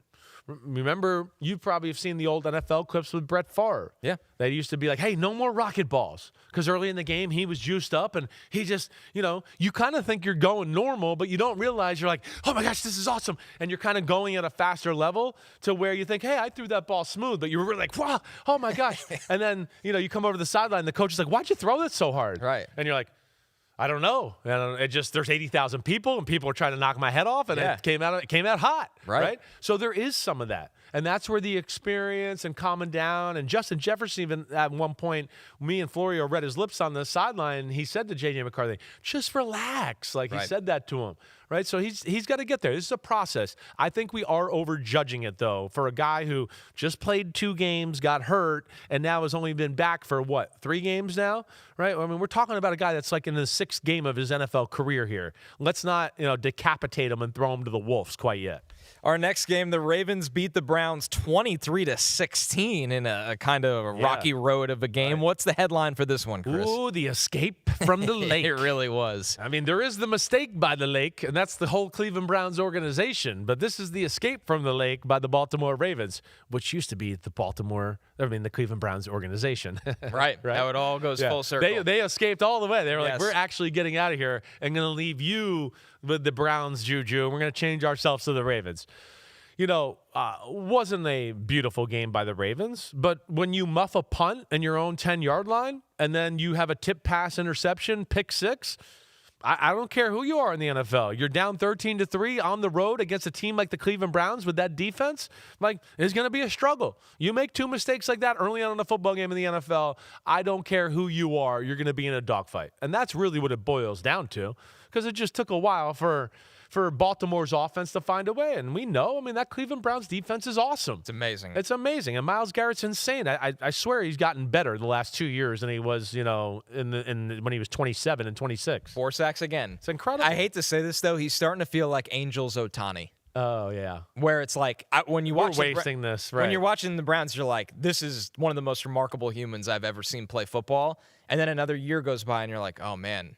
Myles Garrett, when he's 30, are we going to look back and be like, what are the big games we spotlighted him in? And I'm not no blame on him, because I think he'd be awesome in a big game. Yeah. But it's a little bit of a shame. No, right now. And he chose to stay. He took the money. Right. This isn't a sympathy. Yeah. It just stinks as a fan. As a fan, it's like, I'd love to watch Myles Garrett in an AFC championship. Right, that's right. Yeah, you'd love to see him and be like, oh man, he's got to tackle Mahomes here in a big moment, right? Like they need it. We've been cheated of that, and it doesn't feel like there's any bright light at the end of the tunnel anytime soon. But as the game went on, hey, we saw Baltimore run the ball a little bit. And once they figured out how they're being attacked by this super talented Cleveland defense, they started to make a few plays in the pass game. Right? But as we always say, with Cleveland, you almost have to play the game and go, we're not going to let their defense beat us. And they kind of put themselves in, behind the 8 ball a little bit early on in the football game, but bounced back the way we thought. Their defense was really good, it looked like, throughout most of the day. Never felt like Dylan Gabriel really got in any rhythm or scary that way. Then he gets concussed, and then Shedeur Sanders comes in. And, of course, that's the worst spot you could be put in against the Ravens at home. Haven't got any reps in practice, all of that, and he didn't look very good either. Yeah, 4 for 16, 47 passing yards. Of course, he throws the pick. It's just, like you said, it's a really tough spot to be put in, although that'll be the talking point about this game when it's probably the least important thing to come out of this game. That's the problem with them drafting him and all that. That's all we're going to hear about. That's all we're going to talk about, right? Kevin Stefanski, after the game, makes a comment that it was the first time he ever had reps with the number ones. Yeah. That's, I think, a little bit of an institutional problem. He's your backup quarterback. He should have had a few reps. That's unexcusable, right? I don't get that. And again, like I said, it was a tough spot for Shedeur to be put in. I got to go back and watch the film, but it just, at least the replays I saw and stuff, it didn't look like he was missing people down the field or any of that. Did he hold the ball a few times where I thought, oh man, get the ball out? You can't do that in the NFL, certainly. But yeah, very tough spot. He got lucky where he threw the interception, and then luckily Lamar Jackson threw the interception the very next play. Yeah, so it didn't matter. cost their football team, but all in all, the Ravens, as we know, are in a different class than the Cleveland Browns. 4th straight win since their 1-5 start. I think the nugget that will surprise you the most, Chris, this was their first sweep of the Browns since 2020. That's crazy. Yeah. That really is. For all the Browns' woes, this has not been like a clean sweep every But there we go again, where I go, hey, Lamar, they lost a turnover about a 3-1. They still win the game by 7 points. Where, again, that's what a good team can do. And I'm not sure, like, again, just to back to that point where, like, the Bills could do that stuff. That's where I get into that. I don't know if they would have been able to save the day enough. It would have been like, hey, Josh, can you save Get us out of again? this, right. Exactly. All right, staying within the division here, the Steelers beat the Bengals 34-12. What's the headline for this one, Chris? Insult, injury, victory. This had it all. It did. I mean, one, I am a little worried about Aaron Rodgers because to me, if you watch the replay, right, the guy falls on his wrist like this, like where you would think, yeah, you could have a broken wrist, right? And I know there's some rumors out there that they think maybe there's a hairline fracture and he has to go to further imaging today, right? Because the X-ray sometimes doesn't see those hairline fractures, right? So you got to get a CAT scan. Yeah. You know, where in the old days you have to take that like drink that had the blue dye to show it, so it showed out, right? Illuminates it. But all in all, like, again, good win by the Steelers, right? Do I feel better about them? Not really. I mean, Joe Flacco and the Browns had the ball. They were going down the field, and it was 13-9, and he threw a 73-yard pick six. And that changed the game. I mean, they were on the verge where I'm going, well, they're going to kick a field goal here. Or Joe's about to throw a bomb to Jamar and T. Higgins and they'll score a touchdown, and they're going to be winning the game. That's where you were thinking. Right. I mean, again, so you weren't sitting here going, oh, wow, Steelers look really good today. But Duggar gets the interception, pick six, game never the same. Mason Rudolph comes in. He does a really good job for the most part running the offense. He did. And the defense made some plays throughout the day. So it was a Steelers type of game at home, cold weather, turnovers, all of that. But at the same time, I don't, sit here and go, oh, okay, yeah, the Steelers are really playing some good football. So the Bengals are now 1-7 in their last 8 after they started this season 2-0. I mean, Chris, there's no way you could put Joe Burrow back. I would hope not. Right? I would hope just feels not. It'd be stupid. ridiculous. Right. I mean, we're going to put him out there so he can get his ass beat all the time? I mean, what? Still, I mean, they're just not a well-functioning football team. And, again, that's where it's hard to gauge the Steelers a little bit just because we know how bad the Bengals offense is, right? I mean, that's the other problem, too. Their defense. So, I mean, excuse me, the Bengals defense. Yep. How bad that is, right? So, yeah, I would not condone it as a guy that really loves Joe Burrow and thinks he's great. The season's over. Don't put yourself in harm's way. And just come back next year and be the awesomest Joe Burrow you can be. The biggest lingering story to come out of this at first was Jalen Ramsey being ejected from the game for punching Jamar Chase. Yeah. But upon further review, and D. Sauter's weighing in here, he said another headline, Spitgate 2.0.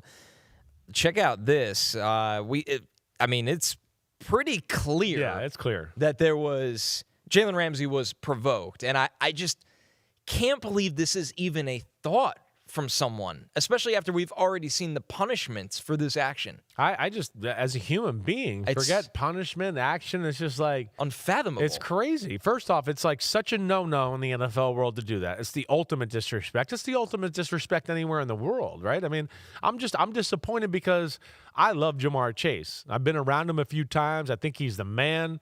I mean, I really do. I wouldn't have thought he would even go this route. I got no problem. I'm shocked. I am shocked. I got no problem with Jalen Ramsey throwing a punch. He deserved it. Like he didn't do enough. Like he said after the game. He said it after the game. He said it in a great way, too. He's like, I mean, he spit on me. And he's like, and after that, I don't give an F. I'm going to Let's hear from him. Oh, okay, I thought it was great. We have it. Let's listen in. Yeah. He spit on me, so it's up. I don't give a about football after that, respectfully. Exchanging words. You were saying that you spit on him. Did you spit on him? I ain't never opened my mouth to that guy. Just to be clear, you did not spit on him at all. That's what he's saying. I ain't spit on nobody. Yeah.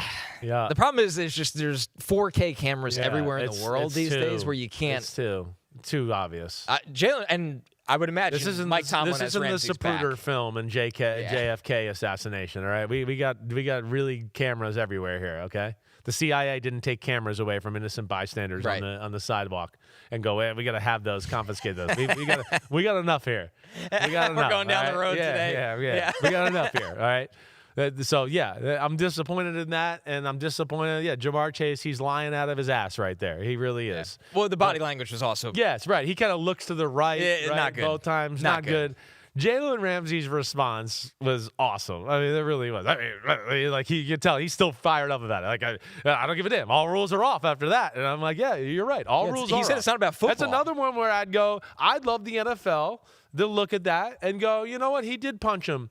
You can give Jalen Ramsey a penalty, but we're going to give the Bengals a penalty, and Jamar Chase is out of the game. We stand corrected. Jalen Ramsey, you're allowed to stay in the game.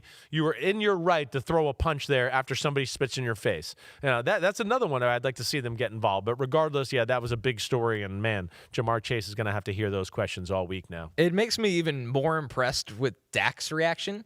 Because I don't know as a human being how your first instinct isn't to throw the hardest punch you can. Yeah, right. Like well, maybe when it's Jalen Carter, you're like, I won't come out on top here. I don't think my hardest punch is going to do much, and that's right. He's going to punch me into the ground. That's right. That is absolutely fair. All right, that was Give Me the Headlines presented by Hyundai. We got one more break when we're back. We have 6 games left, including not 1, but 2 overtime games after this.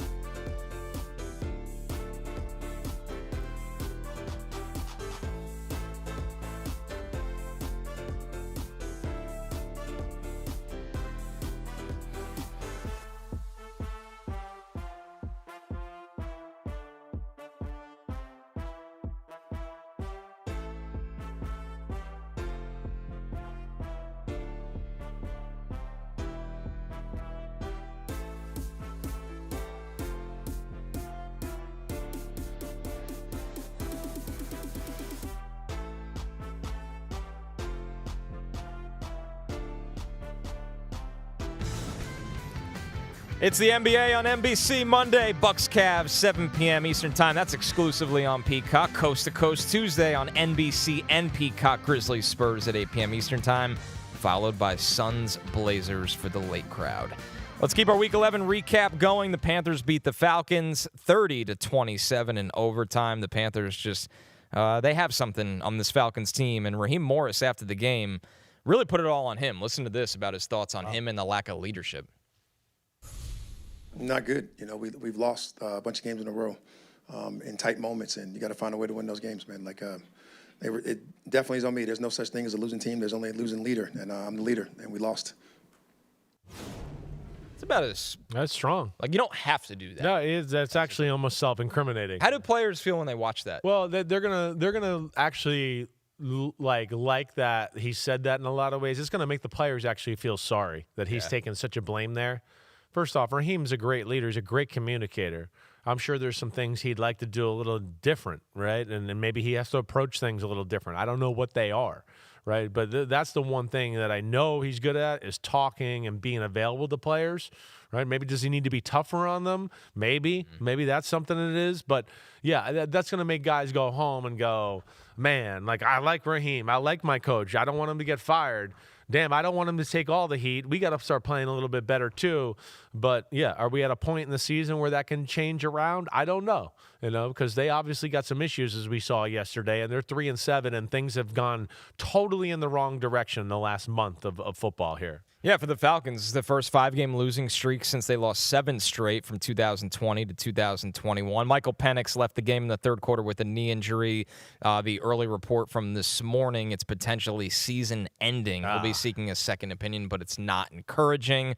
So this just gets worse. Big day for Bijan Robinson, 110 scrimmage yards and 2 touchdowns in the first half, although he was kind of stopped in the second half. It was a tale of 2 games, really. Yeah, it really was. He looked unstoppable in the first half. Well, I mean, that's what stunk about Penix was on fire in the first half, right? I'm looking at my notes right here going, big pass to London, set up TD, Penix on fire, right? Falcons offense having its way, 14-7. Falcons dominating. Drake London again, and run game, 21-7 Falcons. I mean, those are the first 4 lines of my damn notes here on the game, right?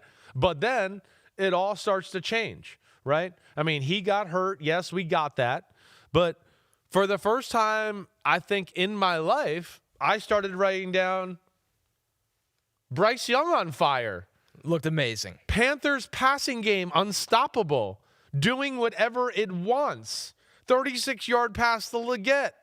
Whoa. Like, I've never written that. That feels like it was on auto pen. It might have been, Biden's auto pen writing that. I don't know what was happening there. That's crazy. I mean, it really was. But that was cool to see. And I think it speaks a little bit to, hey, like we always talk about, when you're really good at one thing, like they are in the run game, you get a team that comes in and goes, oh, no, we're not good at stopping the run. They have to go so all in on stopping it. All of a sudden, he looks out there and he's like, Xavier Leggett's one-on-one, T-Max one-on-one, right? Or it's a zone, but they got 6 guys down there at the line of scrimmage trying to stop the run. There's big holes in the zone. So that's where they got it going. And Bryce Young is becoming a good quarterback right in front of our eyes here. And Tetaria McMillan is looking like he could be a star. I mean, that's really the big thing there. And if they get what we saw even from Leggett yesterday, you start to go, ooh, watch out. Because their defense is a little pain in the ass. They can run the ball, as we know. And if they can just get people a little scared of their passing game, you start to go, whoa, okay, the NFC South's there to be had right now. Can they actually take it and do it? And that's what's interesting right now with Carolina. A franchise record 448 passing yards in what was Bryce Young's best game of his young career. He's the first Carolina quarterback to win 4 straight starts against Atlanta. Wow. Our next game, the Packers beat the Giants in a much closer game than anyone anticipated. The final was 27-20, thanks to Jordan Love's 2 touchdown passes. He had none in his last 2 games. Josh Jacobs left this game in the second quarter with a knee injury. He did not come back. But for the Giants, it's their 5th straight loss and their 4th blown lead in the fourth quarter of the season. They were in this one under Jameis. Yeah, in this one, kind of felt like they were the better team on the football field. I don't know what to think of the Packers. I really don't. Well, they could play down to literally anyone. They can. I mean, it's been a while since they've played up to anybody. I know their talent is Super Bowl caliber. They are not playing anywhere near Super Bowl caliber. I don't feel good about their offense yesterday and the way that looked. I mean, the injury happened and all that. Jordan Love and the passing offense is still way too inconsistent. The things we broke down about them last week, that held true yesterday. They have no intermediate or short passing game. Go back and watch the game. His 13 completions, I bet you the majority of them are one-on-one, throw the ball up. Oh, this guy's one-on-one. Let me hit a go route. Oh, this guy's one-on-one. I hit a deep crossing route, right? And Christian Watson, make a play. Christian Watson in double coverage, maybe triple coverage, but he's got to step on him. Let me just throw it up, right? Yeah. I mean, that to me is what you're seeing with their offense right now. But if they don't get those opportunities just to throw it up and one-on-one and get aggressive down the field, they can't do anything. And what's more disappointing is the defense yesterday. The defense could not get off the freaking field, Connor. I was pissed a little bit because I had the Packers as the best bet, and I think the spread was 7, and I was like, are you serious? Like, are we going to let Jameis Winston, the Giants are running it down the Packers' throats? What? Right? Like, what? The Packers can't get off the field on 3rd down? And then I think, and Pete, maybe you could look this up, or you can look it up, Connor. I mean, what were the Giants? 4 for 4 on 4th down? I'll tell you. So, or 3 for 4 or 4 for 5? I mean, it's something egregious, again, that adds to the Packers couldn't get off the field. They were 3 for 4. So that makes that basically go they were 10 for 15 on get out of the drive ending type plays. Yeah. 2/3 of the time they kept the drive going. That's crazy. The Packers cannot play man to man. That's their biggest issue on the defensive side of the ball. So when you get to 3rd and 4, and that's when you need to play man to man, because teams find little cute ways to get 5 and 6 yard completions. They can't do that. And so they find little holes in their zone and they complete it. But yeah, I mean, the Packers are 6-3-1, but it is not high-quality football, and they got some stuff to fix on both sides of the ball. Yeah, it was shocking. Just some of the holes that Tyrone Tracy was running through. Everybody. I mean, big. Jameis made some big throws. I feel bad about Jameis and the interception late in the game. I mean, it wasn't a good decision, but Jalen Hyatt stopped the route. Right. Like, just run, and so you can at least break up the ball. Well, the fact it came down to that was the most mind-blowing part. I was like, I can't believe we're sitting here. I literally, I mean, if you were in the viewing room with me yesterday, I was literally saying that the whole second half. Yeah. I was like, can you believe this? Right. This game, what? I couldn't believe it. I was like, and when they took the lead, I was like, this is unbelievable. Because there were a number of moments where you felt like Green Bay was about to take control of the game or had the Giants in a bad spot. And the Giants would make the play. It'd be like, oh, it's 3rd and 20. Oh, damn, they got 18. Now they're going to go for it. Oh, okay. I mean, and then they'd get that, right? So, yeah, Packers, Super Bowl talent, not playing Super Bowl football. Right. Yeah, I'm with you all the way. And unfortunately, we've said that for way too many weeks. I'm starting to worry whether it can get straightened out, really. Staying in the NFC, the Niners blow out the Cardinals 41-22. Weird game because Jacoby Brissett had the most completions in a game in NFL history with 47.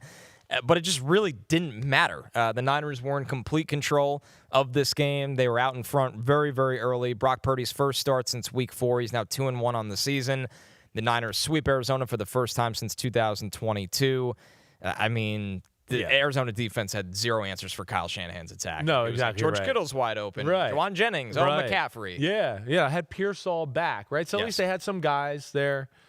Purdy being back, I mean, hey, it gave their team a little jolt. He looked in complete control. Complete control. I mean, that looked like the 49ers offense that you expected and the way it to look. Now, you return an opening kickoff for 99 yards and get tackled at the 1-yard line. Again, that's a great way to jumpstart things. And then your defense stops Jacoby Brissett, and you just surgically destroy the Cardinals' defense in 5 plays and go down and score. And it's like, hey, damn, we just got warmed up, and it's 13-0. We're winning. So that put the Cardinals in a bit of a bind right from the get-go, made them have to throw the ball a ton, right? Jacoby made some mistakes. But the 49ers, to your point, their offense just seemed like it was kind of grooving all game long. And they got in a groove to where, the Cardinals, between their offensive mistakes, having to punt the ball after a few 3-and-outs and all of that, they just got worn down, and they looked up, and it was 35-10, and it was night-night, see you later. McCaffrey, his 17th career game with a touchdown run and touchdown catch. That's the most in NFL history now. For Arizona, they're 1-7 in their last 8 games after they started 2-0, so very similar script to the Bengals. But they had 17 penalties. That's the team's most in a game in the Super Bowl era. I mean, I don't want to make assumptions about Jonathan Gannon, but the season is spiraling fast. It's dicey. You can lose. I don't think you could lose like this every week. Right. If you lost the way they were losing early in the year, you'd go, okay, hey, the Green Bay loss. Right. They had the 3 or 4 games in a row they lost by like 2 or 3 points, right? You go, okay, hey, I mean, there's a lot of positives there. But, we've seen a few games lately where we're like, whoa, they didn't show up to play. They got schematically destroyed, and this was one of them here. And 49ers continue to hang around, right, looking like they're a playoff team. I don't know what or how good they can be, but, man, I would not want to see Kyle Shanahan and Brock Purdy and Robert Saleh coming into town if I'm in the wild card round, right? Like the Rams right now are sitting there at number 2, and they're like, are you kidding me? Are we going to have to play the wild card round and the 49ers are coming to town? Right. Like, that would be the worst thing they'd want to see. That would be the worst. So, a lot of teams are not going to want to see the 49ers get in the playoffs because they're going to go, we should beat them, but their coaching is scary. So we'll see where all of that goes. But, right now they are in 7th, and the Lions are out of the playoffs, which is crazy. That's what's funny about this playoff picture. You can be hosting a playoff game And it's like, oh, cool, we get to host the Bills. Yeah, they were hosting a team that's better than us. We're hosting the Niners. Right. We're hosting the Seahawks. Yeah, right. Awesome. Right. Can't right wait. now, the Bears are hosting Green Bay, right? Which is funny. That is a really weird matchup because those teams are very hard to figure out. Yes, exactly. And maybe the most surprising shellacking of the weekend, the Jaguars just blow the doors off of the Chargers, 35-6. This is Jacksonville's largest win since 2017, a 29-point differential. They're 3-0 against the AFC West this season. They've beaten the Chargers, the Chiefs, and the Raiders. Josh Allen, Hines Allen, has 56 career sacks. That's the most in their franchise history. It is crazy, and I would agree with you that this was the most surprising outcome at all. Because, I mean, the outcome was almost it seemed like a foregone conclusion early on in the third quarter, where you were just like, holy cow, the Chargers can't do anything. Right, the Chargers, one, they just can't play the way they want to play. Right, with the offensive line and the way that's going, can't run the ball. Herbert under pressure. The Jaguars looked like they just got in their face yesterday a little bit too, and was like, hey, we're not scared of your receivers. Like, we can cover these guys. Right, they got after Herbert, took away the run game, crowded the line of scrimmage, did all of that. The thing where I thought it would be scary, and this is where I missed on my eval of the game, is I thought, man, this will be a game Trevor Lawrence will throw multiple interceptions, because you know what I think of that Chargers secondary and how they play pass defense. But the Jaguars demolished them on the run game. I mean, demolished. I mean, every time you looked up, you were like, oh, they're running for 5 up the middle. There goes Biashel Tootin. Boom. Yeah. Oh, 8-10 yards here. I mean, they had their way. Trevor Lawrence didn't have to be a savior or do anything crazy. And that's probably their best way to play with him right now. Right? But, yeah, that was a big, shocking victory. The Chargers are good, but are they great? No. And Justin Herbert still being asked to carry too much of the football team, in my opinion, to where he needs a little help on that offensive side of the ball. They feel flawed right now, sadly. And right. For Justin Herbert, he had 11 dropbacks that he was pressured. He had 2 completions on those 11 dropbacks. Took 3 sacks. Threw a lot of incompletions. Yep. And once again, a lot of it's not his fault. Being hit at a historical rate. Yeah, right? Immediately. We talk about the difference in pressure. Exactly Real right. pressure. Real pressure. And they, it was just really ugly. Chargers got to play the right matchup, the right teams, right? Yeah. That's what it's going to be. I mean, yeah, they're in the playoffs. We get that. How many games can they win the playoffs? I don't know. Again, I think it'll depend on that matchup and who they play there. They'll be dangerous with that quarterback, as we know. But the fact that Jim Harbaugh can't play more smash mouth, run football, do all of that is certainly hurting their overall team. I know this game had one of your pet peeves, the Tarheeb Still DPI. That drove me crazy. So let me paint a picture, and maybe we'll show some pictures of this tomorrow. Because, again, too, not only is this a pet peeve of mine, I honestly think because the reffing is so bad that the public actually thinks the play is right now, right? And that's what drives me crazy. So Tarheeb Still, they call the perfect defense. They're like, hey, drop back, and they're going to run a crosser at you, and just wait for him to be in the way. And you know my old phrase is like, he's allowed to be there. He's allowed to live and be on planet Earth. Right. He doesn't have to go, oh, receivers running at me. Hey, go by me. Hey, I'm not allowed to touch you. Yeah. No, if you're standing there, they have to go around you. The receiver runs into him when he's in perfect position in a game where the game is still in the balance here. And they get a big PI. Pete saw it too, and maybe we'll show a picture of it tomorrow. But again, I feel like, because there's people even in the viewing room where they don't get that. I'm like, no, he's allowed to be there. Right. The receiver has to avoid him here. Just because they had contact, he was standing there doing nothing. The receiver ran into him. They called defensive pass interference because the ball's in the air. Wrong call. Bad reffing. Refs that don't know football. Too much of it going on right now. Yeah, that drove me crazy. We'll show it tomorrow. Yeah, it's just the offense getting the benefit of the doubt too often. The Texans beat the Titans 16-13. Cam Ward did everything he could with not much in this one. It felt like. Houston, though, 12-4 in division games under DeMeco Ryans. They're 3-1 this season. Davis Mills, it doesn't have to be pretty, but he's 2-0 as Houston's starting quarterback this season. This is what you asked for from the backup. Keep us afloat. back-to-back game-winning drives since taking over for C.J. Stroud. Right. For Tennessee, Chris, though, this is their worst 10-game start since 1994 when they were the Houston Oilers. Yeah, it's not pretty, and then they lose Calvin Ridley with the broken fibula. Chimere Dike also got hurt in this game. No, I At saw some that. point, Cam Right. Ward was just out of people. He was out of people. He made some wow throws, as he always does. Made a few wow plays, definitely. But this is a tough defense, as we know. The Texans are real. And, I thought the Texans were another one where early on in the football game, they had a 4th and goal, and they went for it. And I just want to be like, you're the Texans. Play through your defense. Your offense ain't that good. 1 yard is not guaranteed for you guys. You're not that good, right? So they made those mistakes.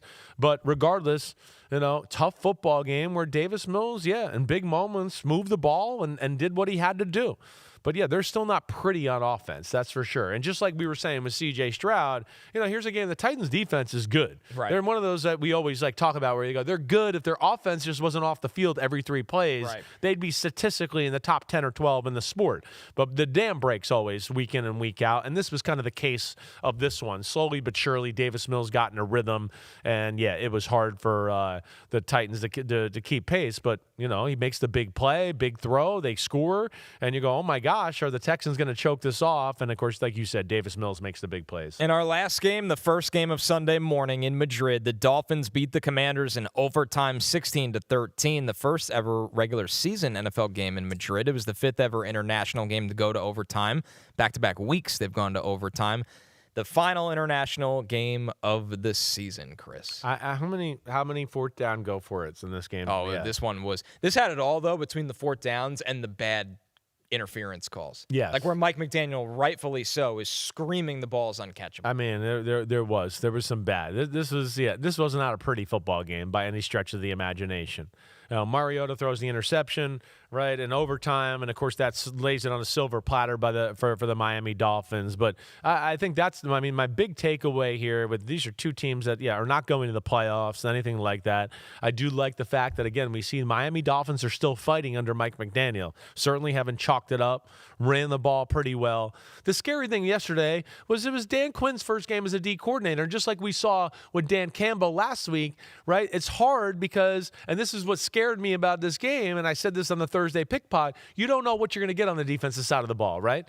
And by all due accounts, from listening to what Jonathan Vilma was saying as the game was going on and everything, I think that Washington was doing some different stuff on that side of the ball. And it gave Tua and company a tough time, all in all. But good win for them. But I couldn't believe in a game where, especially with one of the guys being a defensive coach, I want to go, guys, it's a field goal game, but we're just going to keep going for touchdowns inside the 10-yard line? Like, nobody's going to kick a field goal?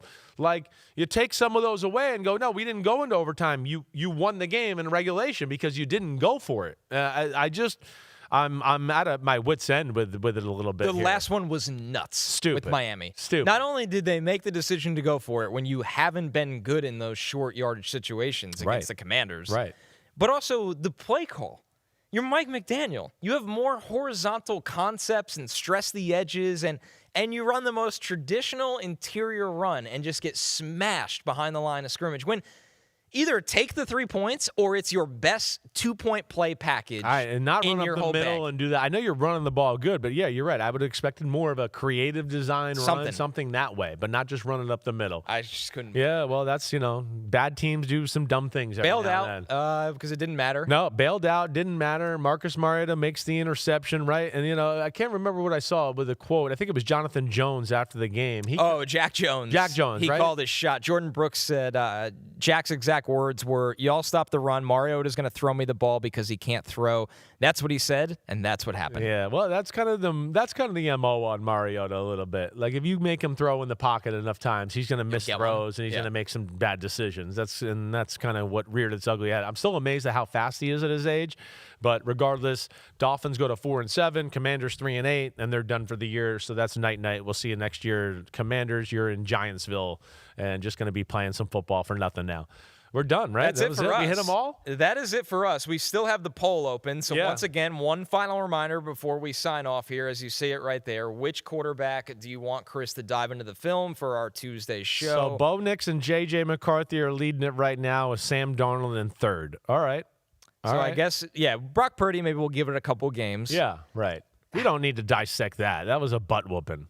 I do think Bo's fascinating because it's like, what the hell goes on for most of the game? Right. And then all of a sudden, something turns, like some green light is turning on. Right. Which maybe he has one of the best coaches in the league when it comes to adjusting. That throughout could the be game. too. That But- could be. So if that one wins, I'm all for it. All right. Well, there's It's a up good to the chance we homies. might check out all three. All right. So we you know, have time. yeah, we got time. We got like 6 hours of content. Come find us. We'll be here tomorrow, 2 p.m. Eastern Time. YouTube Live, NBC Sports page. You know where we are. Connor Rogers, you the man as Lot of always. fun, man. Thanks Yep. a lot. Subscribe, rate, review. We're back here tomorrow. We're back here Wednesday. We're back here Thursday. Thursday, I cheat on him with Mike Florio. that's okay. I got to have a little Italian in my flavor every now and then. All right, everybody. All right, be good. Enjoy Monday Night Football, Raiders, Cowboys. I'd be shocked if the Cowboys don't win, but the Cowboys defense is so bad. Maybe this is a game that the Raiders can do something, and the Raiders defense is a little better than people realize, right? So we'll see. I'll take the Cowboys, but I wouldn't bet a lot of money on it. Peace out. We'll see you tomorrow.